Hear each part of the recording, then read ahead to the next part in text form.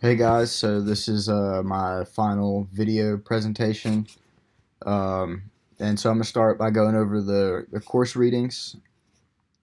So this is for basically my path as an audio engineer or producer. Um, and the tools that help me the most are really things that help my time management, um, as well as being able to like focus on my time while working with extremely like immense, like in detailed creative projects. So the first reading I have here is this creative exploration tools, um, and it talked about how you can get to those ideas that you want out of your projects, and that really was through like sketching and thumbnails. So drawings and being like really visual. So like if you're a video person, it's very visual.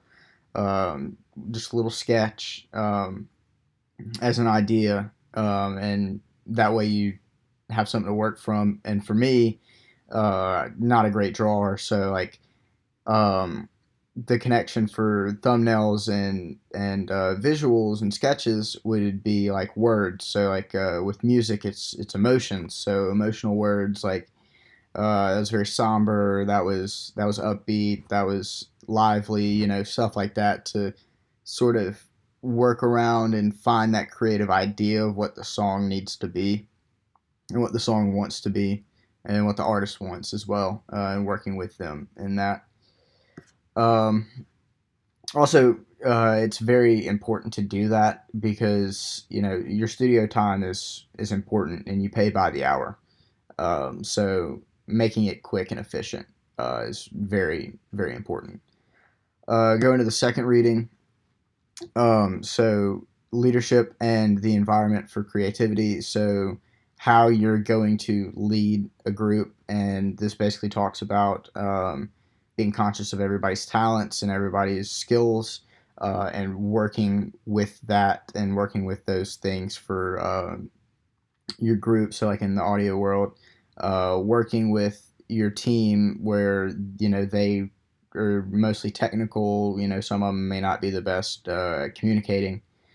So working with them and being able to really rally everybody to one common goal and be able to play off of people's strengths and boost their weaknesses as you go. The third reading would be the role of the leader in a creative work. So this is basically just defining what the leader is and how they need to work. That being, very flexible and being able to use skills of problem solving and see what other people can't see. You can't just be a creative worker. You have to be a leader as well, and work with creative people who may not know how to be leaders. And in the audio world, that would be talking to people and communicating and being able to trust them to set up recordings and the ideas, and uh, trust that they know what they're doing, as well as like listen to their ideas. So the fourth reading was time management for creatives. And this talks about basically just what I started talking about in the beginning is time management's something that I really struggle with. So, keeping calendars, sticky notes, lists, and having clean environments can really help you manage your time. I fall into routines, and it makes it really hard to sort of just um, detox a little bit and refresh.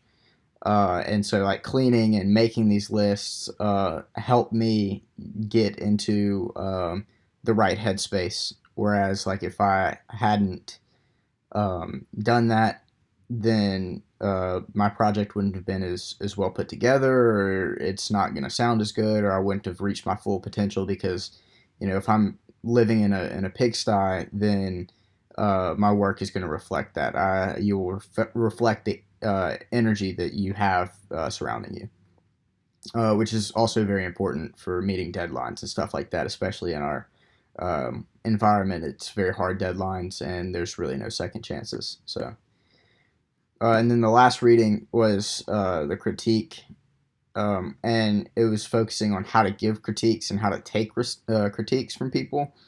And instead of it being, uh, like instead of it being just, oh, that was bad, it's, hey, I like this.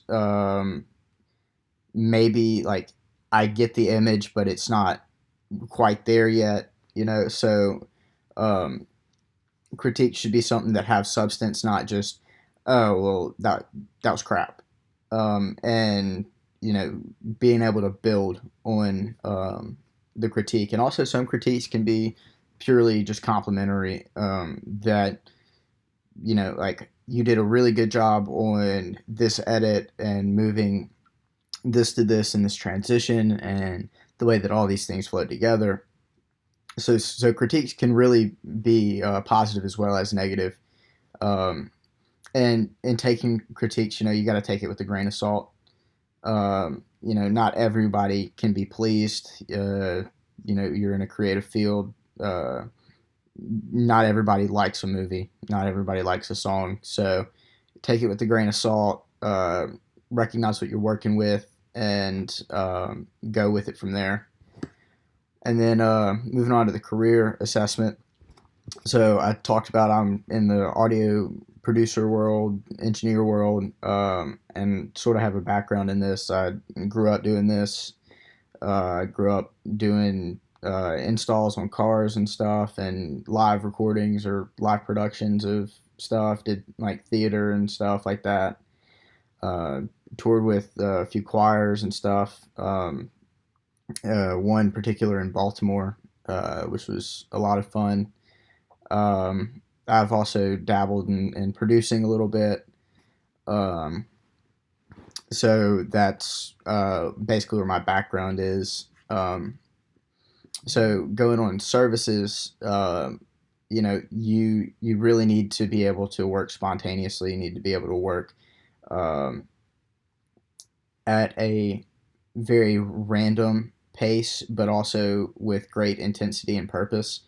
Um, it's a very high stress, high pressure environment because time is money, and that is something that you need to focus on with your strengths, and something that you need to you know work with, and then recognize that, hey, my services here are, I can make a mix, and it's a really great mix, and it's better than this person's, um, and I can do that because I'm able to work under pressure and work um, in this environment.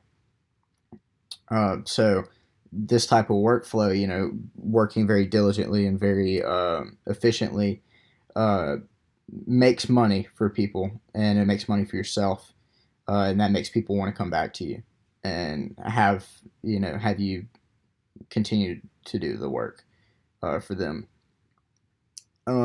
And so experimenting, it's always good to experiment, but just understand the situation, um, which is big in growth, as well as which takes your services to the next level. So evaluating my abilities is like management. So my weaknesses are very vast in comparisons to my strength as far as managing.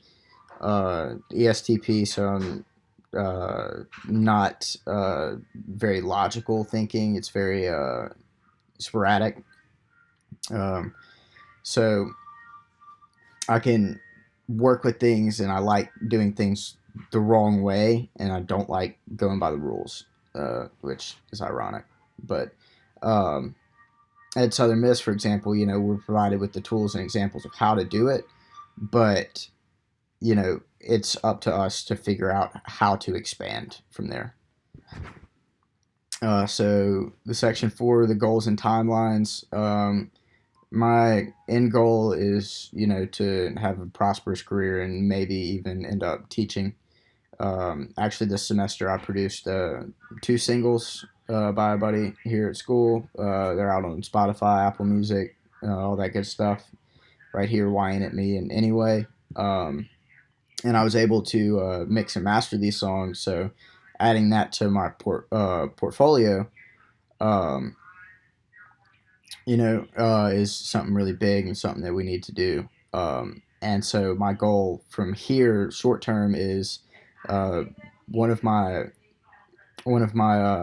friends from back home. He Nathan Ball. He's uh,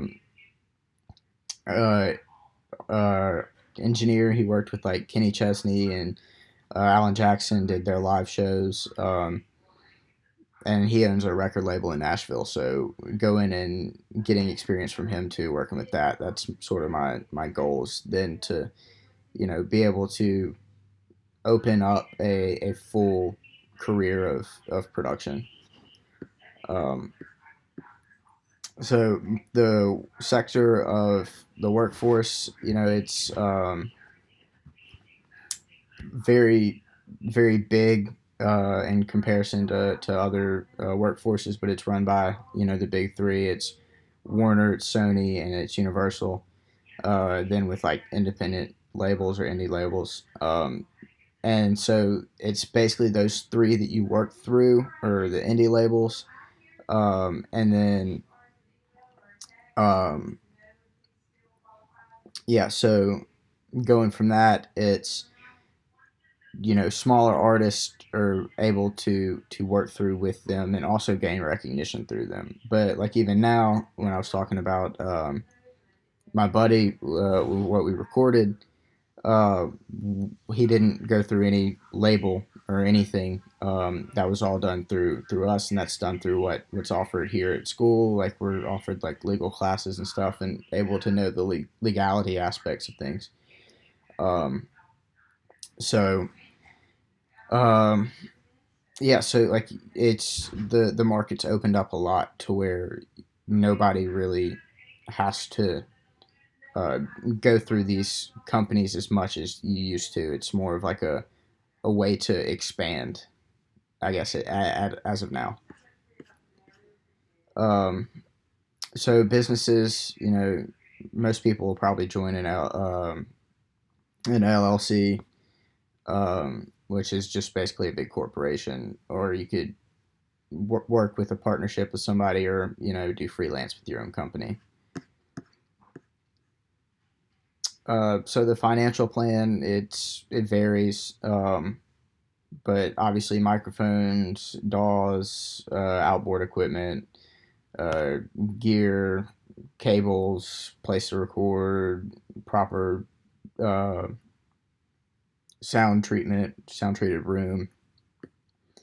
That's basically your expenses. If you're looking to own a building or a studio, and the exit strategy.